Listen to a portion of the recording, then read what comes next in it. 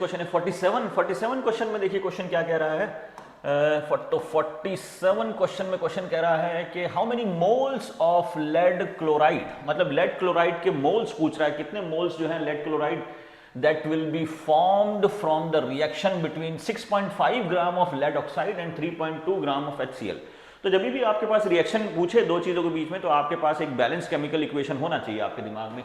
तो अगर हम इसके अंदर बैलेंस केमिकल इक्वेशन लिखें तो जैसे इसके अंदर क्या है, PbO lead oxide plus HCl hydrogen chloride, तो ये जो है ये PbCl2 दे देगा आपको, PbCl2 प्लस अब क्या बन जाएगा, H2O बन जाएगा, H2O ये आ गया हमारा। तो एक तरीके से न्यूट्रलाइजेशन रिएक्शन है। यहाँ पर लेड ऑक्साइड जो है ये बेसिक रिएक्शन कर रहा है। लेड ऑक्साइड जो है वो एम्फोटेरिक नेचर होता है, ध्यान रखें आप, लेड ऑक्साइड जो है वो एम्फोटेरिक नेचर, ऐसी टिन ऑक्साइड, टिन और लेड के जो ऑक्साइड है वो एम्फोटेरिक नेचर शो करते हैं। तो ये एसिडिक एसिड से भी रिएक्शन करते हैं और बेस से भी रिएक्शन करते हैं। यहाँ पर लेड ऑक्साइड जो है बेसिक नेचर शो कर रहा है क्योंकि ये एसिड है और एक तरह का न्यूट्रलाइजेशन रिएक्शन है। लेड क्लोराइड जो है वो सॉल्ट है और फिर ये वाटर आ गया। अब यहाँ पर देखिए कि एक मोल जो है, सॉरी इसको बैलेंस कर दें, तो बैलेंस करने के लिए ये 2 आ जाएगा, तो फिर वो सारी चीज बैलेंस हो गई। लेड का एक है, लेड का एक एटम, उधर भी लेड का एक एटम या एक मोल एटम, फिर लेड ऑक्साइड ऑक्सीजन एक है, उधर भी ऑक्सीजन एक है, 2 हाइड्रोजन है, 2 क्लोरीन है, 2 हाइड्रोजन 2 क्लोरीन है। तो इसको हम बैलेंस कर लेते हैं। तो लेड ऑक्साइड मतलब 1 मोल लेड ऑक्साइड, 1 मोल, और 2 मोल जो है वो HCl है, ये 2 मोल है, और 1 मोल जो है वो लेड क्लोराइड है, और 1 मोल ही जो है वाटर है। वाटर से मुझे कोई लेना देना नहीं है क्योंकि क्वेश्चन में जो है मेन फोकस लेड ऑक्साइड और HCl के ऊपर है। अब लेड ऑक्साइड का जो है इन सबका मोलर मास देख लें, एक मोल का जो अगर हम इसमें मास में कन्वर्ट करें तो लेड का जो एटॉमिक मास है वो 207 होता है अप्रॉक्सीमेटली, और ऑक्सीजन का जो है मास वो यहाँ पर 16 है, तो ये आ जाएगा 6 6 12 13 3 हाँ से लगा एक, तो ये 223 आ जाएगा, मतलब 223 ग्राम्स ऑफ, ये बैलेंस केमिकल इक्वेशन के हिसाब से 223 grams of lead oxide reacts with HCl। अब यहाँ पर HCl का तो मोलर मास आपको पता ही होना चाहिए 36.5 इंटू 2 है, एक HCl का मास 36.5। अब 36.5 इंटू 2 अगर हम करें तो 36.5 इंटू 2 कर देते हैं, तो 5 दूनी 10 का 0 आंसर लगाए, 6 दूनी 12 13 3 आंसर लगाए, 3 दूनी 6 73 ग्राम, 73 ग्राम। अब ये यहाँ पर जो है 1 मोल PbCl2 का मास अगर हम करें तो 207 और 35.5 ये आ जाएगा। तो लेड क्लोराइड का मास हम देख लेते हैं। तो लेड क्लोराइड का मास मतलब ये क्लोरीन का आ गया 35.5 ये आ गया, तो 0.5 तो ये आ गया, 7 में 12 का 2 आंसर लगा 1, 3 और 1 4 और ये 2, तो 242.5 आ गया, 242.5 आ गया, ठीक है। तो 275 7 में 12 का 2 आंसर लगा 1, 3 और 4 आंसर लगा 2, ठीक है। तो ये हमारे पास एक बैलेंस्ड जो है केमिकल इक्वेशन के हिसाब से मास के बीच में रेशियो आ गया है। तो अब क्वेश्चन में क्या दिया है, तो हमें पता है 223 grams of lead oxide reacts with 73 grams of HCl। तो 73 ग्राम का हमें कर देना है 3.2। तो हम देखते हैं कि 1 मोल इसके लिए, इसको मिटा देते हैं, 1 मोल या 2 मोल HCl के लिए, यानी 73 ग्राम HCl के लिए लेड ऑक्साइड जो है वो कितना है, 223 ग्राम है। तो इससे अगर आप देखो थोड़ा बहुत आइडिया, तो लेड ऑक्साइड को मैं अगर 3.2 ग्राम करना हूं तो लगभग मैं इसको 20 से डिवाइड कर रहा हूं लगभग, तो मेरे पास 3.2, लेकिन इसको 20 करूंगा तो वो 6.5 से ऊपर बैठेगा। तो इसके केस में जो लेड ऑक्साइड जो है ये लिमिटिंग रिएजेंट की तरह काम कर रहा है। और वैसे भी अगर आप समझना चाहें तो देखिए क्या है कि 73 ग्राम अगर मेरे पास 73 ग्राम HCl requires 223 ग्राम PbO लेड ऑक्साइड, तो एक 3.2 ग्राम के लिए कितना चाहिए, तो 3.2 ग्राम के लिए 3.2 gram of HCl requires 223 by 73 into 3.2, इसको कैलकुलेट कर लेते हैं। तो ये 3.2, तो लगभग 3.2 इंटू 2, 2 4 3 2 6 और 2.5 से करें तो 3.2 इंटू 2.5, तो ये हो जाएगा हमारा कैलकुलेशन, ठीक है।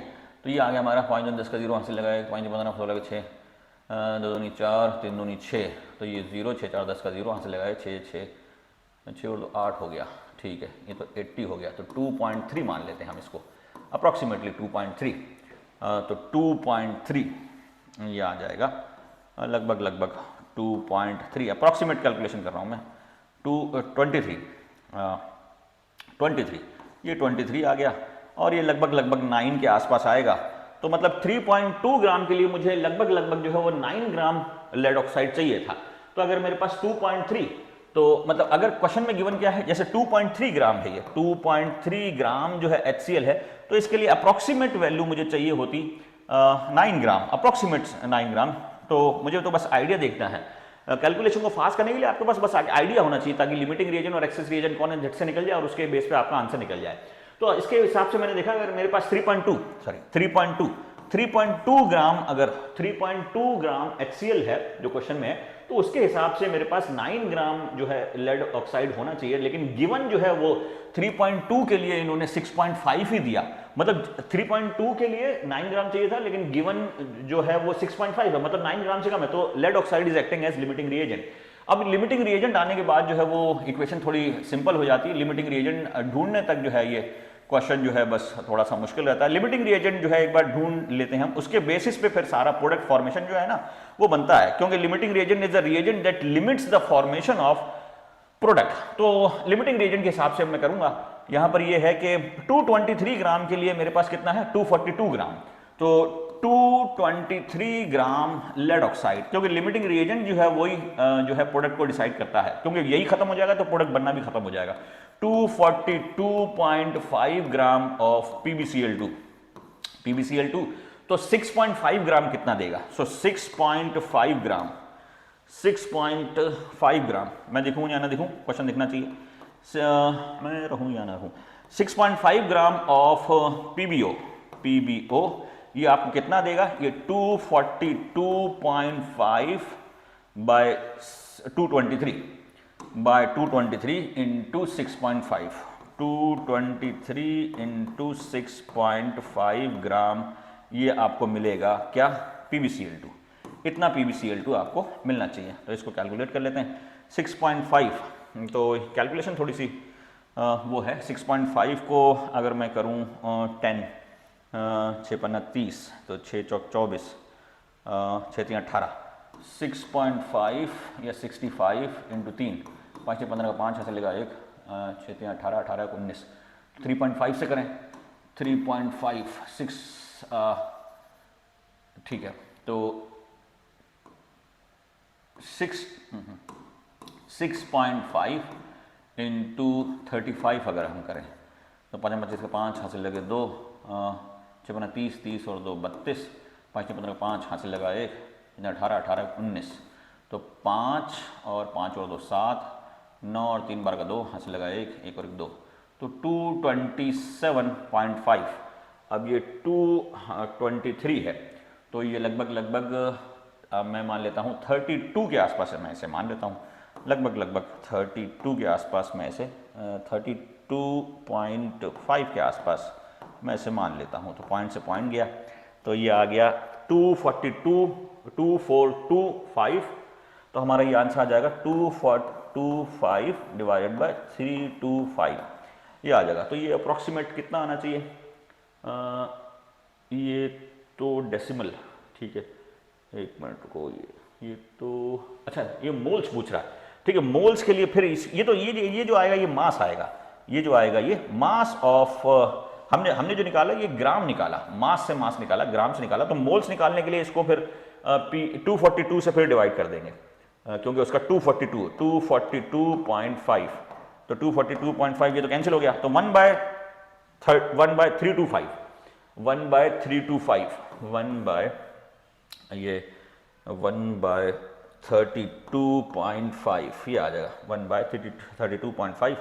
तो ये 1/30 अगर करें तो 0.33, और ये 32 है तो 0.29 के आसपास आना चाहिए आंसर। अप्रॉक्सीमेट कैलकुलेशन 0.29 के आसपास हमारा आना चाहिए। तो क्वेश्चन कैसे करना है कि जैसे 1 मोल ले लिया, इसके 2 मोल है, इसका 1 मोल है, तो इसका मास हमने निकाल लिया। 223 ग्राम के लिए 73 ग्राम चाहिए, तो उससे मुझे पास लिमिटिंग रिएजेंट आ गया। लिमिटिंग रिएजेंट मेरे पास आ गया लेड ऑक्साइड।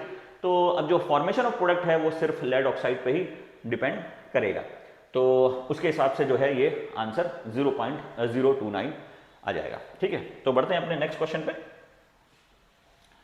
ठीक है, तो नेक्स्ट क्वेश्चन है हमारा, concentrated of aqueous sulphuric acid is 98% H2SO by mass has a density this volume of acid required to make 1 liter of 0.1 H2SO4। ठीक है, तो मतलब ये क्वेश्चन कैसे है, क्वेश्चन कई बार पूछा हुआ है कि एक आपकी बोतल है और इस बोतल पे जो है ये सल्फ्यूरिक एसिड की बोतल है और इसकी जो प्रॉपर्टी है ये दे दी है इन्होंने कि इसकी जो डेंसिटी है ये डेंसिटी है 1.80 ग्राम पर एमएल और इसका जो परसेंटेज ऐसे है, परसेंटेज ऐसे मतलब परसेंटेज कंपोजिशन जो है ये 98% है। तो जब भी आपको डेंसिटी दे और परसेंटेज है तो उसके अंदर सिंपल सा फॉर्मूला लगता है 10xd/m, तो मोलैरिटी आ जाएगी 10xd/m, mw मतलब मोलर मास। तो ये फॉर्मूला है, ये इंपॉर्टेंट है मोलैरिटी के लिए। 10 है, x है परसेंटेज कंपोजिशन, d जो है वो डेंसिटी है, mw जो है वो मोलर मास है। इसमें आप रख दें, जैसे इसके अंदर जो है ये क्या है, हाईलाइट भी करना चाहिए, ठीक है, दिख जाएगा वो। तो इसके लिए बस इसका जो है परसेंटेज कंपोजिशन लिख देते हैं हम। तो ये जो मोलैरिटी आ जाएगी गिवन HCl की, ये जो बोतल है जिस मतलब इस सॉल्यूशन के लिए जो जिसकी प्रॉपर्टी इन्होंने ऊपर दी है उसकी जो डेंसिटी, उसकी जो परसेंटेज मोलैरिटी जो है, मोलैरिटी 10x जो है परसेंटेज कंपोजिशन वो है 98 जो है, और ये जो d जो है ये डेंसिटी है 1.80 और m जो है वो मोलर मास है और सल्फ्यूरिक एसिड का मोलर मास आता है 98, तो ये कैंसिल हो जाएगा। तो इसकी मोलैरिटी जो आ गई ये 18 आ गई, मतलब ये जो बोतल है इसकी मोलैरिटी 18 आ गई। इस बोतल से एक सॉल्यूशन निकालना है और दूसरा सॉल्यूशन बनाना है, इसमें बीकर में सॉल्यूशन बनाना है और ये जो सॉल्यूशन बनाना है आपको ये 1 मोलर बनाना है, 0.1 मोलर बनाना है, 0.1 मोलर। तो ठीक है, volume of acid required to make, अब ये भी जो है ये 1 लीटर बनाना है, 1 लीटर बनाना है, 1 लीटर। तो 0.1, तो क्या होता है कि मोल्स जो है ना ये खत्म नहीं होते, मतलब हमें तो सल्फ्यूरिक एसिड के मोल्स निकालने हैं। तो इसमें से कितना सल्फ्यूरिक एसिड मोल्स निकालूं और इसमें डालूं ताकि यहां पे मोलैरिटी आ जाए। तो उसमें क्या होता है M1V1 इक्वल टू M2V2, मतलब number of moles are conserve.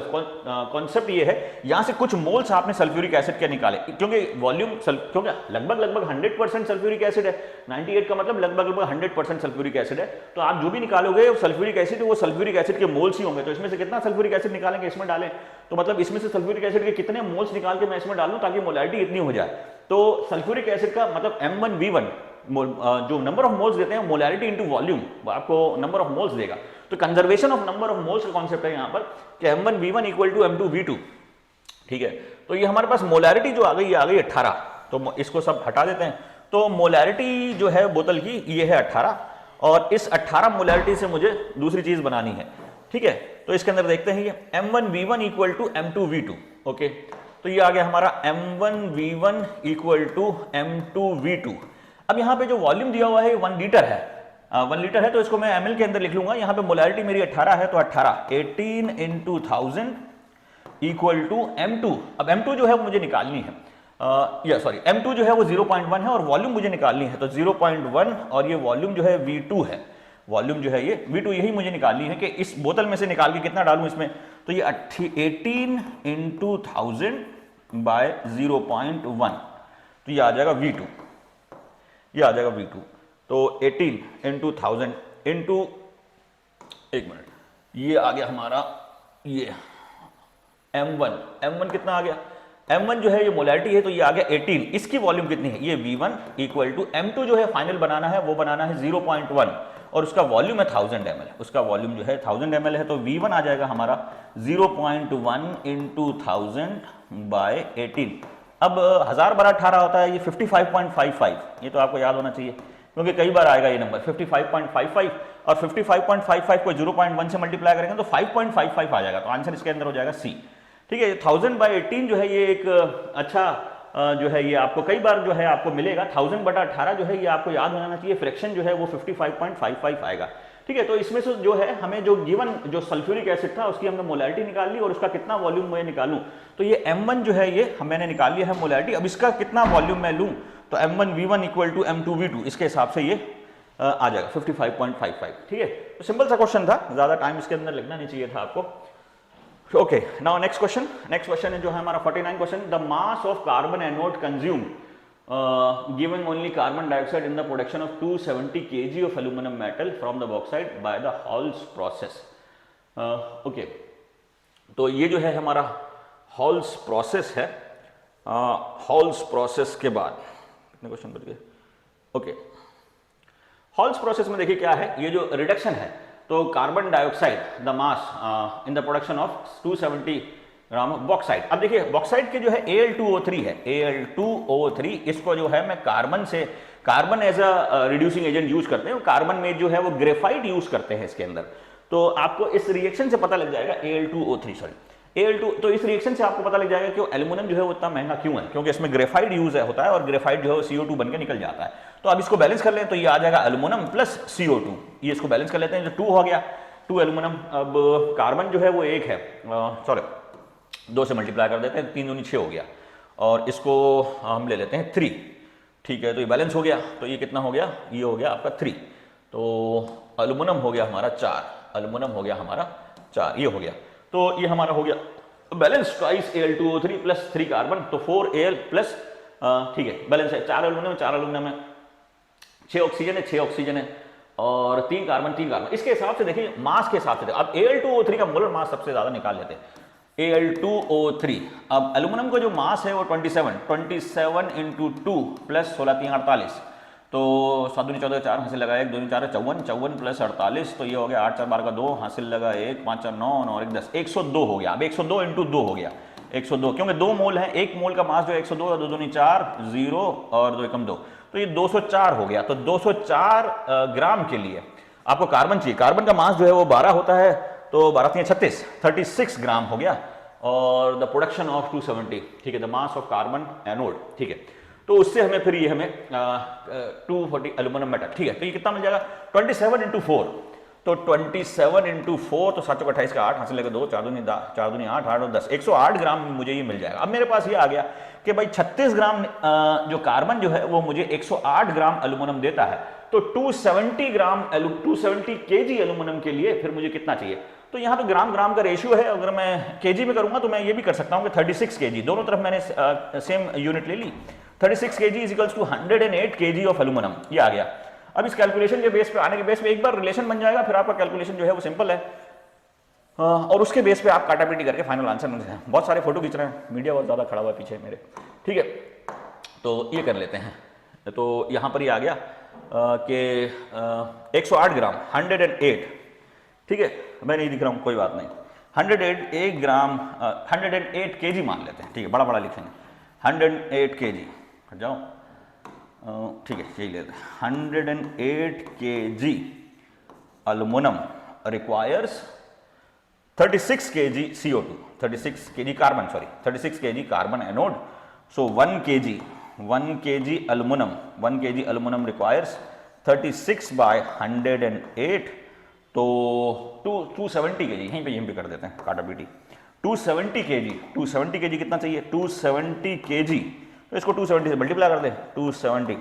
अब देखो कहीं से कट रहा है, 7 2 9 8 और 9 3 से कट रहा है, और 6 3 9, तो 3 से सारा का सारा जा रहा है, तो ये हमने 3 से काटा, तो 9 3 27, ये 90 हो गया, और 3 3 9 और 6 3 18, ये 36 हो गया।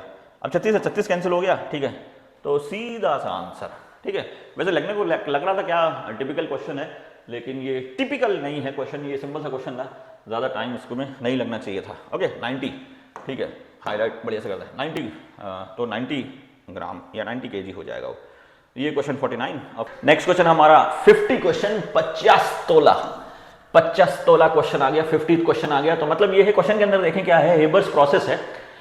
इन Haber's process 30 litre of dihydrogen, 30 litre dihydrogen है एंड 30 लीटर डाई नाइट्रोजन है, were taken in a reaction in which yield is only 50%, ये भी 50 तोला, ये यील्ड भी जो है ये भी 50% of the expected product. What will be the composition of the gaseous mixture under the aforesaid condition in the end. मतलब क्वेश्चन को पढ़ लीजिए, क्वेश्चन को समझ लीजिए, नहीं समझ में आया तो घर चले जाइए, ठीक है। तो मतलब क्या है, जैसे ये जो है ये हमारा कोई एक रिएक्शन वेसल है, इसके अंदर इन्होंने नाइट्रोजन ले लिया है, N2 गैस ले ली है, प्लस हाइड्रोजन भी ले लिया है, H2 गैस ले ली है। अब दोनों जो है वो 30 लीटर लिया, 50 नहीं 30 लीटर, तो ये 30 लीटर ले लिया है, ये 30 लीटर है और ये भी जो है वो 30 लीटर है, ठीक है।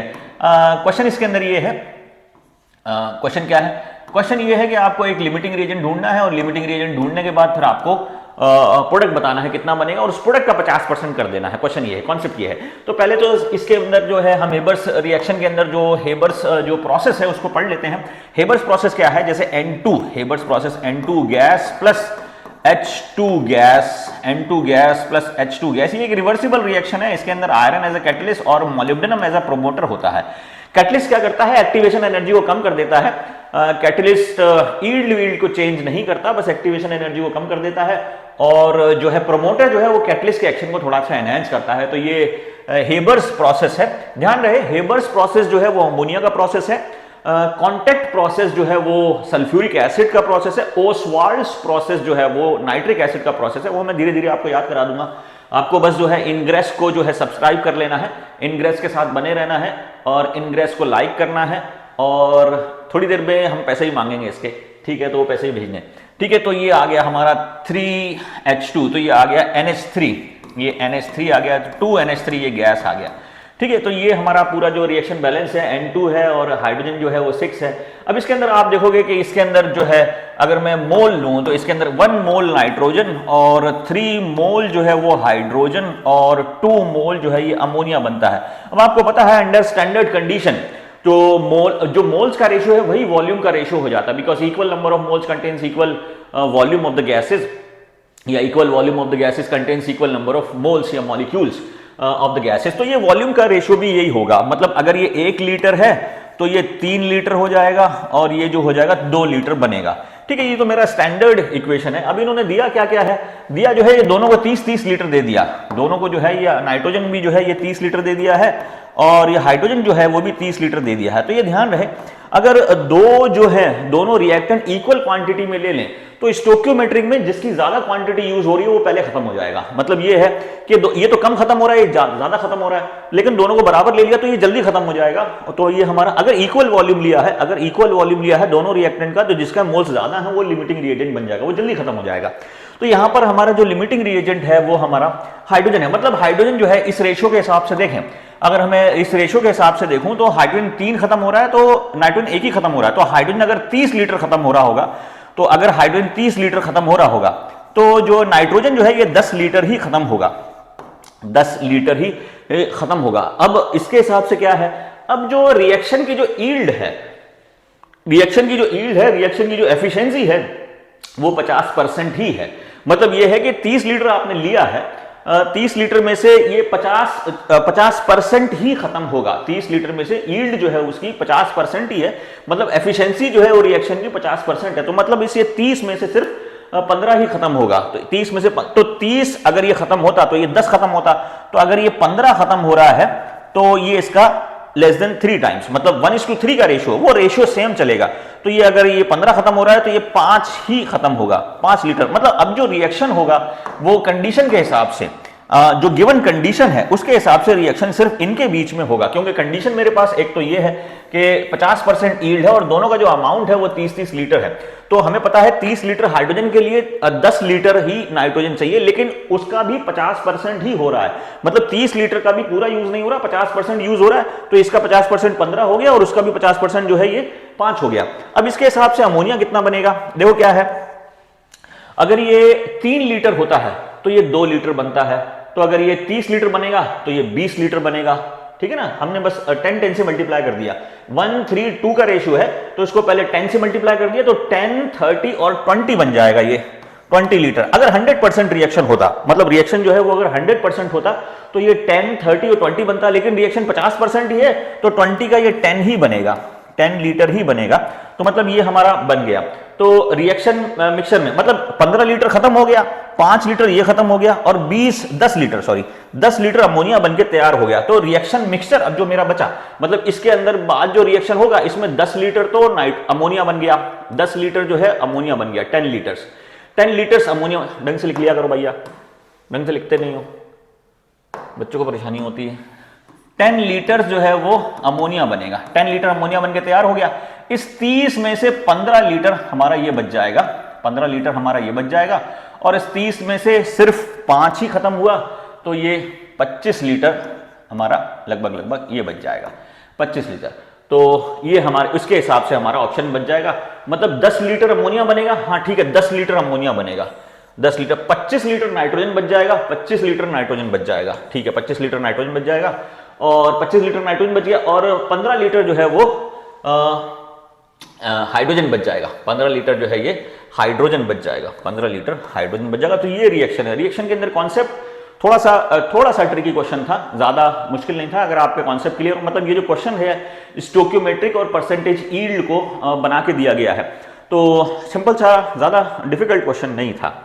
ठीक है, एक बार वापस से बताते हैं, मतलब क्वेश्चन को देख लिया आप, दोनों की इक्वल अमाउंट दिया है, जिसका इक्वल, जब भी रिएक्शन में आपको इक्वल अमाउंट दिया है तो स्टोक्योमेट्रिक में जो ज्यादा लग रहा है, जिसके मोल ज्यादा, वो आपका लिमिटिंग रिएजेंट बन जाएगा। लिमिटिंग रिएजेंट आपने चूज कर लिया तो उसके बाद फिर आप प्रोडक्ट निकाल लेंगे। लेकिन यहां पर जो है ये 50% ही यील्ड दे रहा है, तो 50% का सब आधा आधा करते चले जाएंगे।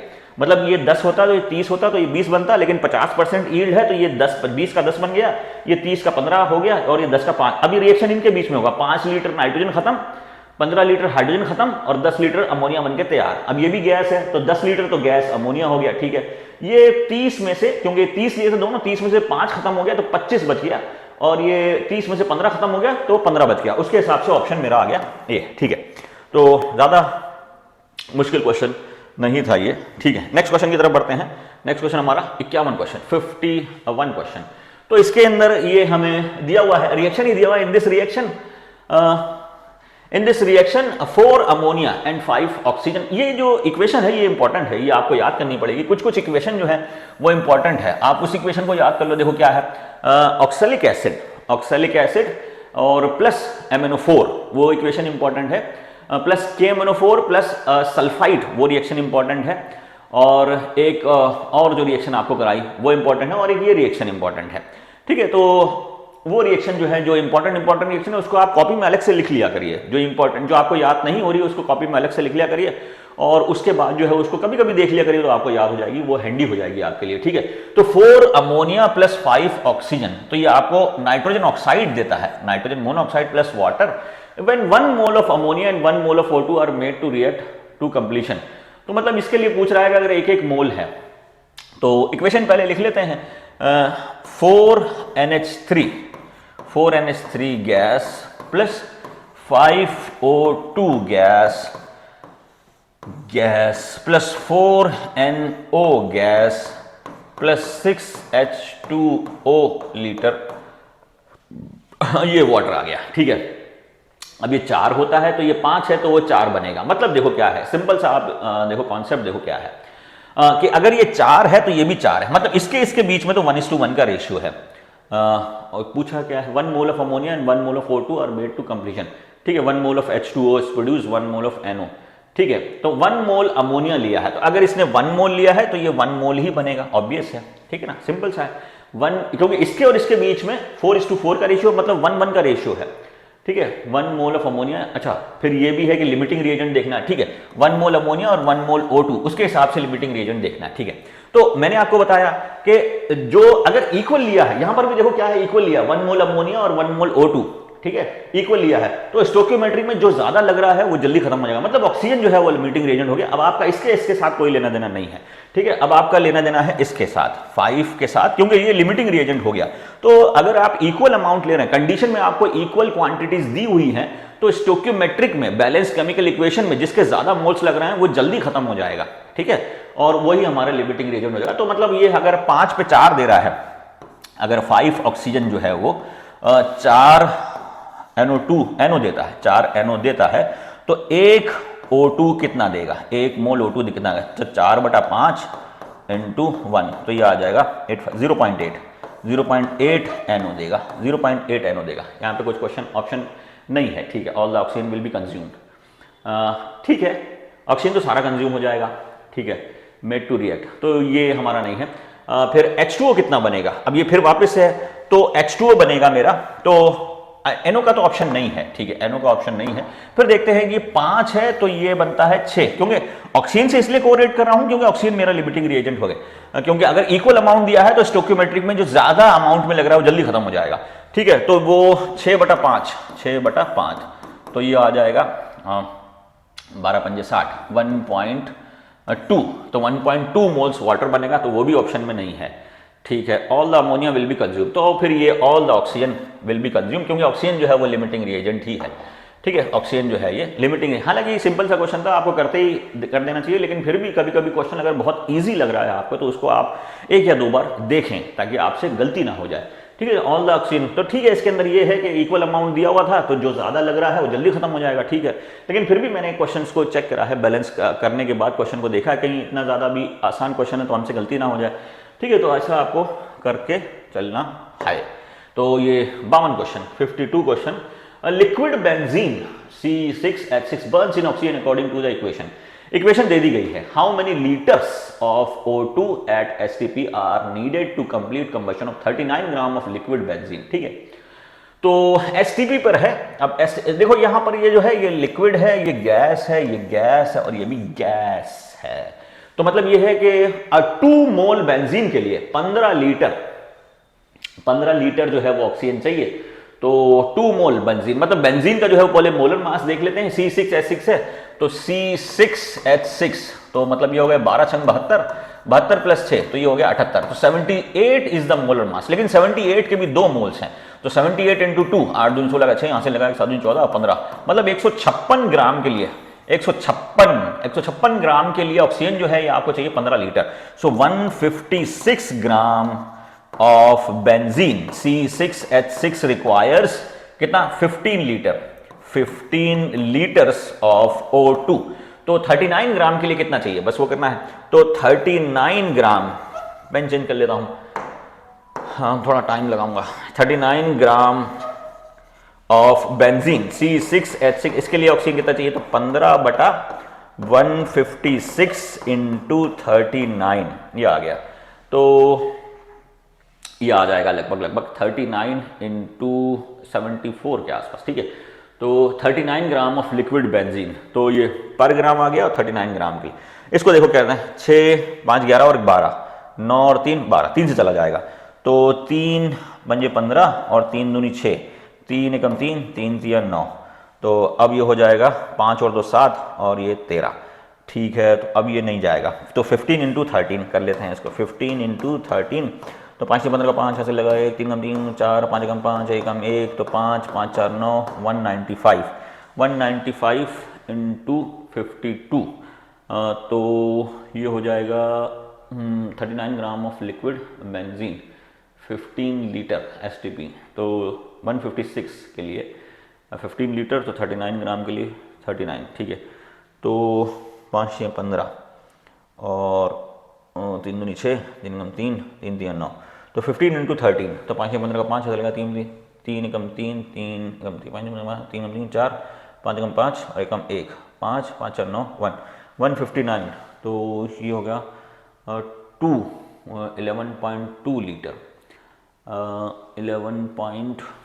1 मोल तो नहीं लगेगा, मतलब आधा मोल 159, इसको करते हैं 1 मिनट 195 इंटू, तो ये तो 2 कुछ गलती हुई, देखते हैं 1 मिनट वो इसमें क्या रहा, क्योंकि ऑप्शन नहीं बैठ पा रहा है, ठीक है। तो 2 C6H6 तो बेंजीन हो गया 78 इंटू 2 78 इंटू 2, तो ये आ गया 78 इंटू 2 8 दूनी 16 6 यहाँ से लगा 7 दूनी 14 15 156 ग्राम के लिए oxygen require. How many litres of O2 STP needed to complete, तो ठीक है 15 लीटर हमें चाहिए। 156 ग्राम के लिए 15 लीटर, सॉरी 15 लीटर नहीं, गलती हो गई, 15 मोल्स है वो, ठीक है। गलती क्या कर दी, ये 15 मोल्स है, ठीक है। मैंने इसको मोल्स लिया लेकिन उसको वॉल्यूम ले लिया, गलती मैंने ये कर दी, ठीक है गलती ये कर दी है कि 15 मोल्स हैं, मतलब ये है मोल्स में कन्वर्ट कर लेते हैं। मतलब क्या है, मतलब ये है कि 2 मोल्स ये जो है 2 मोल्स जो है बेंजीन के लिए 15 मोल्स जो है ऑक्सीजन चाहिए। सो 2 moles of benzene requires 15 moles of O2 ठीक है, गलती हो जाती है 15 मोल्स ऑफ O2। अब ये है 39 ग्राम में कितने मोल्स होंगे, तो मैं बोल सकता हूँ 39/78 39 में, तो ये लगभग हाफ मोल हो गया 9 दूनी 18, ठीक है 0.5 मोल तो 0.5 मोल, तो मतलब इसको 0.5 मोल बनाने के लिए इसको मैं 4 से डिवाइड कर दूं, तो इसको भी 4 से डिवाइड कर दिया, ठीक है। और इसको फिर 22.4 से, क्योंकि ये मोल्स आया तो मोल्स का वॉल्यूम में निकालना है, तो इसको फिर 15/4, ये तो मोल्स आया, अब इसका वॉल्यूम निकालना है तो 22.4 से मल्टीप्लाई करेंगे, ठीक है। तो ये हमारा आ गया 4, 5 चौक 20, तो 22.4 डिवाइडेड बाय 4, ये आ गया 5 चौक 20 और ये 5.6, 6 चौक 24, 5.6 इंटू 15, तो 5.6 इंटू 15, तो 56 30 का 0, हाथ से लगा 3, 5 25, 25 3 28, 8 6 कम 6, 5 कम 5, तो ये 8 8 से लगा 4, हाथ से लगा 1, 5 7 7 लगा 84 लीटर, 84 लीटर, ठीक है। गलती क्या हो गई थी वो बता रहा हूँ अभी, क्यों टाइम लग गया था। गलती ये हो गई कि मैंने इसको जो है मोल्स को ही लीटर में कन्वर्ट कर दिया। वो मैं जब कर सकता हूं जब ये भी गैस होता, ठीक है। तो अगर ये भी गैस होता तो मैं बोलता कि ये 2 मोल तो ये 15 मोल, तो ये 2 लीटर तो 15 लीटर, लेकिन ये लिक्विड है तो इसके कॉन्सेप्ट अलग लगेगा और उस पर कॉन्सेप्ट अलग लगेगा। इसका फिर मैं मास के हिसाब से करूंगा या मोल्स के हिसाब से करूंगा, तो इसके 2 मोल्स हैं तो उसके 15 मोल है, तो इसका आधा मोल, मतलब आधा का मतलब ये है कि गिवन जो है, गिवन कितना है 39 ग्राम, 39 ग्राम में ये आधा मोल हो गया, तो आधे मोल पे ये आ जाएगा 15/4 मोल। 15/4 मोल का फिर मुझे क्योंकि वॉल्यूम निकालना है तो 15/4 एक मोल में कितना होता है 22.4, तो 15/4 मोल का 22.4 से मल्टीप्लाई कर देंगे तो ये आ जाएगा, ठीक है। तो गलती नहीं करना आप कभी भी, वो देखना कि स्टेट क्या है। अगर ये लिक्विड है तो फिर आपको कंजर्वेशन ऑफ मोल्स लगाने पड़ेंगे, लेकिन अगर ये गैस है तो डायरेक्टली आप जो मोल्स का रेशियो है वही गैस का रेशियो भी बन जाएगा, जो गलती मुझसे हो गई, ठीक है। नेक्स्ट क्वेश्चन करते हैं अभी। तो ये आ गया हमारा 5 molar solution of H2SO4 is diluted from 1 litre to a volume of 10 litre, the normality of the solution will be. अब देखो क्या है कि नॉर्मेलिटी निकालनी है, तो हमें पता है N1V1 is equals to N2V2, दिख रहा है, तो वाइट ले लेते हैं, तो N1V1 is equals to N2V2, ये है हमारा, मतलब ग्राम इक्विवेलेंट जो है, ग्राम इक्विवेलेंट जो है, कंजर्वेशन ज्यादा इंपॉर्टेंट कॉन्सेप्ट है। ग्राम equivalent, conservation of gram equivalent, मतलब आपने इधर से ग्राम इक्विवेलेंट निकाले और इधर डाल दिए, तो ग्राम इक्विवेलेंट जितने इधर निकाले जितने इधर डाले वो तो सेम ही रहेगा। मतलब क्या है कि 5 मोलर सॉल्यूशन है is diluted from 1 litre to a volume of 10 litre. 1 litre मेरे पास सॉल्यूशन है ये, तो मतलब इसके अंदर देखो कहना क्या चाह रहा है क्वेश्चन ये कहना चाह रहा है कि ये कोई H2SO4 का बॉटल है। अब ये जो है ये 5 मोलर है और इसका जो वॉल्यूम है ये 1 लीटर है, तो इसके अंदर ग्राम इक्विवेलेंट कितने निकल आएंगे, तो ये ग्राम इक्विवेलेंट का फॉर्मूला है, ग्राम इक्विवेलेंट। तो ग्राम इक्विवेलेंट होता है नॉर्मेलिटी इंटू वॉल्यूम, तो नॉर्मेलिटी इंटू वॉल्यूम, तो ये कितना आ जाएगा, तो यहां पर क्योंकि मोलैरिटी 5 है, अब इसकी जो बेसिसिटी होती है वो 2 होती है, तो नॉर्मेलिटी आता है m इंटू n, ये नॉर्मेलिटी आ गया, मतलब मोलैरिटी इंटू बेसिसिटी, ठीक है। दिख रहा है, कुछ छोटा हो गया, बड़ा कर लेते हैं, ठीक है। तो ये मोलैरिटी इंटू बेसिसिटी n, ये तो नॉर्मेलिटी आ गया। अब नॉर्मेलिटी को वॉल्यूम से मल्टीप्लाई कर देंगे V1, तो मतलब मोलैरिटी इसकी कितनी है 5 into 2 normality into volume 1 litre. अब इसको जो है इन्होंने कितना कर दिया है फाइनल वॉल्यूम, तो फाइनल वॉल्यूम इन्होंने कर दिया है, तो यहां पर आ गया नॉर्मेलिटी और फाइनल वॉल्यूम कर दिया है 10 लीटर, ये कर दिया। कंजर्वेशन ऑफ ग्राम इक्विवेलेंट, इतने ग्राम इक्विवेलेंट उतने ग्राम इक्विवेलेंट के बराबर है, तो नॉर्मेलिटी N2 कितना आ जाएगा वो मुझे निकालना है, तो ये 10 यानी नॉर्मेलिटी 1 ही आएगा, इसका नॉर्मेलिटी 1 आ जाएगा, ठीक है। ये 10 से 10 कैंसल और N2 लीटर से लीटर कैंसल, नॉर्मेलिटी आ जाएगा 1, ठीक है। तो ये हमारा gram equivalent, conservation of gram equivalent जो है ये बेटर कॉन्सेप्ट है as compare to conservation of gram moles, तो कंजर्वेशन ऑफ ग्राम इक्विवेलेंट का कॉन्सेप्ट लगाएंगे। नाउ नेक्स्ट क्वेश्चन, सिंपल सा क्वेश्चन था, ज्यादा देर नहीं लगनी चाहिए थी इसमें, मैं ज्यादा टाइम लगा देता है तो क्या करें। Now 1 litre of hard water contains 12 milligram of magnesium Mg2+ milli equivalent of washing soda required. अब क्या है, देखो यहाँ पर एक कॉन्सेप्ट आपको पता होना चाहिए, 1988 का क्वेश्चन है। 1988 में जो है इंजीनियरिंग केमिस्ट्री ज़्यादा चलता था, तो इंजीनियरिंग केमिस्ट्री का क्वेश्चन जो है इन्होंने नीट जेई में डाल दिया गया, ठीक है। तो पहले तो आप हार्ड वाटर देखिए, हार्ड वाटर क्या होता है, टाइम देख लें कितना हुआ है, ठीक है 11 कहते हैं, आधा मिनट हो गया, आधा घंटा हो। तो हार्ड वाटर क्या होता है, हार्ड वाटर होता है वो वाटर जिसमें सोप जो है वो लेदर नहीं बनाता है, सोप सोप झाग नहीं बनाता है, और डिटर्जेंट जो है उसमें झाग बना लेता है। डिटर्जेंट के अंदर सोडियम कार्बोनेट होता है, डिटर्जेंट के अंदर क्या होता है, वॉशिंग सोडा, सोडियम कार्बोनेट, इसलिए डिटर्जेंट जो है वो हार्ड वाटर में काम करता है। तो डिटर्जेंट के अंदर क्या होता है कि सोडियम आयंस होते हैं, और सोडियम आयन जो है वो रिप्लेस कर देते हैं मैग्नीशियम और कैल्शियम कार्बोनेट आयंस को। मैग्नीशियम और कैल्शियम कार्बोनेट्स होते हैं वो वाटर को हार्ड बनाते हैं, ठीक है। तो वो हार्डनेस भी दो तरह का होता है, एक तो टेम्पररी हार्डनेस और एक परमानेंट हार्डनेस। तो ये सॉफ्ट वाटर जो है वो हार्डनेस को ट्रीट करने के लिए होता है। तो रिएक्शन कैसे होता है, रिएक्शन ये होता है कि Mg2+ आयन है, Mg2+ ion plus Na2CO3, Na2CO3, तो ये बन जाता है MgCO3 प्लस Na2+, 2Na+, ये बन जाएगा। ये हमारा एक तरीके से रिएक्शन है, ठीक है। तो मैग्नीशियम आयंस को एक तरीके से रिप्लेस कर देता है ये, और कैप्चर कर लेता है, और वो इनसॉल्युबल प्रेसिपिटेट बना के नीचे बैठ जाता है। तो this is how hard water is treated with. अब देखिए क्या है कि ग्राम इक्विवेलेंट में हम लेंगे, तो मतलब ये अगर 1 ग्राम इक्विवेलेंट है तो ये भी 1 ग्राम इक्विवेलेंट होगा, ठीक है। तो क्योंकि 1:1 का रेशियो है, तो 1 ग्राम इक्विवेलेंट कितना आ जाएगा। अब देखो ग्राम इक्विवेलेंट कैसे निकालते हैं, ग्राम मोल्स कैसे निकालते हैं, ग्राम मोल्स निकालते हैं given mass by molar mass. और ग्राम इक्विवेलेंट कैसे निकालते हैं, ग्राम इक्विवेलेंट निकालते हैं कि आयंस के केस में, जो आयंस हैं उनके केस में क्या निकालते हैं, एटॉमिक मास बाय वैलेंसी। तो इसका ग्राम इक्विवेलेंट कितना आ जाएगा, तो इसका ग्राम इक्विवेलेंट मतलब 1 gram equivalent, 1 gram equivalent is equals to atomic weight, atomic weight by valency होता है, एटॉमिक वेट बाय वैलेंसी होता है। अब इसका जो है एटॉमिक वेट कितना है, mg का एटॉमिक वेट कितना है, तो mg का एटॉमिक वेट है 24, और उसकी वैलेंसी कितनी हो गई, दिख रहा है, ठीक है। ये भी देखना पड़ता है कि आपको क्या दिख रहा है, चेन गन बंद करके आना चाहिए, ठीक है। तो ये एटॉमिक वेट मतलब 24/2, तो ये आ गया 12, तो इसका 12 ग्राम है। 12 gram is equals to 1 gram equivalent, ठीक है। 12 gram is equals to 1 gram equivalent, लेकिन क्वेश्चन में दिया हुआ है 12 मिलीग्राम। क्वेश्चन किया है कि अगर 12, देखो अगर 12 ग्राम होता, अगर हमारे पास जो मैग्नीशियम है ये 12 ग्राम होता, मैग्नीशियम 12 ग्राम होता, तो ये 1 ग्राम इक्विवेलेंट होता, 1 gram equivalent, 1 gram equivalent, 1 gram equivalent लगता। लेकिन क्वेश्चन में दिया है 12 मिलीग्राम इक्विवेलेंट, तो यहां पे मिली मल्टीप्लाई कर दिया, तो वहां पर भी मिली मल्टीप्लाई होगा, मिली मल्टीप्लाई होगा यहां पर भी।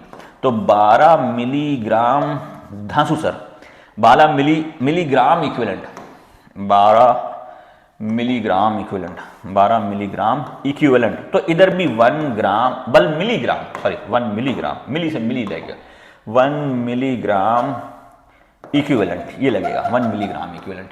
तो अब इसमें यहीं पे दे दिया, देखो क्या है क्वेश्चन में, कंफ्यूजन कैसे क्रिएट करता है, देखो क्या है, यहीं पे दे दिया मिली इक्विवेलेंट। तो मिली इक्विवेलेंट तो मेरा कितना है, ये मिलीग्राम इक्विवेलेंट या मिली इक्विवेलेंट बोलो, मिली इक्विवेलेंट, मिली इक्विवेलेंट, तो यहां पे दे दिया। अब कुछ बच्चे इसको भी टिक कर सकते हैं, क्योंकि उनको लग रहा है कि 1 मिलीग्राम इक्विवेलेंट टू, या 1 मिली इक्विवेलेंट, 1 मिली इक्विवेलेंट, 1 मिली इक्विवेलेंट, तो इसके हिसाब से उनका आ रहा है 1 × 10⁻³ इक्विवेलेंट, ये आ गया। अब ये जो है ये यहां पर मैच कर रहा है, लेकिन इसने यहीं पे दे दिया 1 मिली इक्विवेलेंट, मतलब इसको इसने हटा के वहीं लिख दिया, तो आंसर फिर हमारा आ जाएगा फर्स्ट, ठीक है, ये रहा। तो ये मोल कॉन्सेप्ट के कुछ क्वेश्चन थे। मोल कॉन्सेप्ट जो है वो एक अलग से टॉपिक नहीं है, ये पूरी केमिस्ट्री का जेस्ट है। जैसे आपने देखा ये पूरी केमिस्ट्री में से क्वेश्चन उठा के यहाँ दिया, बस आपका कैलकुलेशन और कंसेप्चुअल जो है अंडरस्टैंडिंग वो देखा जाता है कि आप कंजर्वेशन ऑफ मोल्स कर पाते हैं, कंजर्वेशन ऑफ ग्राम इक्विवेलेंट कर पाते हैं, आप गैसेस को जो यूनिट ऑफ मैटर है दैट इज मास से कैसे मोल्स में कन्वर्ट होगा, मोल्स कैसे गैस में कन्वर्ट होगा, गैस कैसे मास से कोरिलेट होगा, नंबर कैसे होगा, ये पूरा ऐसे टिकलम टिकलम करके ऐसे हाथ पर खड़ा कर देना है, ठीक है। तो यही है हमारा मोल कॉन्सेप्ट। अब नेक्स्ट जो लेक्चर आएगा वो आएगा आपका एटॉमिक स्ट्रक्चर। एटॉमिक स्ट्रक्चर थोड़ा सा इंपॉर्टेंट टॉपिक है और थोड़ा सा ज़्यादा अच्छा है as compare to mole concept. Mole concept के बच्चे थोड़े घबराते हैं और बायो के बच्चे तो ज़्यादा घबराते हैं क्योंकि उसमें मैथमेटिकल अप्रोच ज़्यादा है, ठीक है। तो इनग्रेस को देखते रहिए, इनग्रेस को सब्सक्राइब करते रहिए। कहाँ है, इधर है, कैमरे में उल्टा दिखता है, इधर है। तो इनग्रेस को सब्सक्राइब करिए, इनग्रेस को अपने हार्ट में उतार लीजिए, ठीक है। Thank you.